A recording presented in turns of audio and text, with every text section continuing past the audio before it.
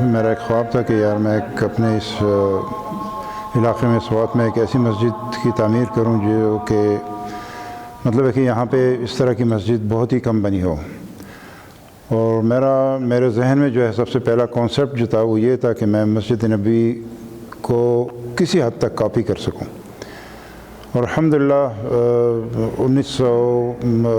2019 میں یہاں اس زمین میں ہم لوگوں نے جو ہے مسجد کا کام شروع کیا. اور سب سے پہلے یہاں ہمارے سوات کے سب سے مشہور ایک آرکیٹیکچر ہیں، سینئر آرکیٹیکچر ہیں، ان سے میں نے مسجد کا نقشہ بنوایا.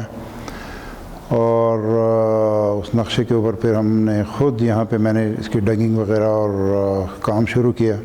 اور یہ کام اللہ کے کرم و فضل و کرم سے جو ہے 2021 میں الحمدللہ پورا ہوا.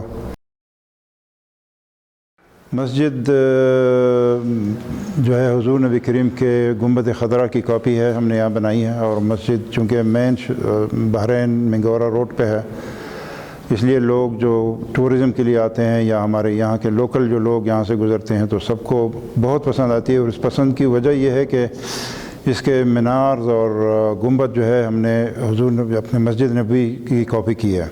اور مٹیریل جو استعمال ہوا ہے گنبد پہ اور میناروں پہ، وہ مٹیریل بھی یہاں پاکستان میں اویلیبل نہیں ہے. تو اس میں سے کافی ایسا مٹیریل ہے، ٹائلز وغیرہ یہ چیزیں ہیں جو کہ تائیلینڈ سے امپورٹ ہوئی ہیں. پھر کاریگر جو ہے یہاں پہ لوکل ہمیں کاریگر جو تھے وہ نہیں مل رہے تھے اچھے، جو کہ صحیح صاف ستھرا کام کر سکے. تو اس کے لیے ہم نے پھر پاکستان کے دوسرے شہروں سے لوگ منگوائے.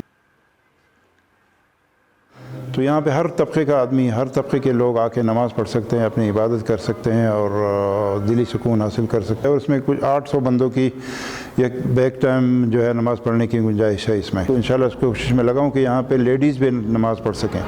لیڈیز کے لیے بھی نماز پڑھنے کے لیے ایک الگ جگہ ہوگی، وضو کی جگہ ہوگی اور نماز پڑھنے کی جگہ ہوگی.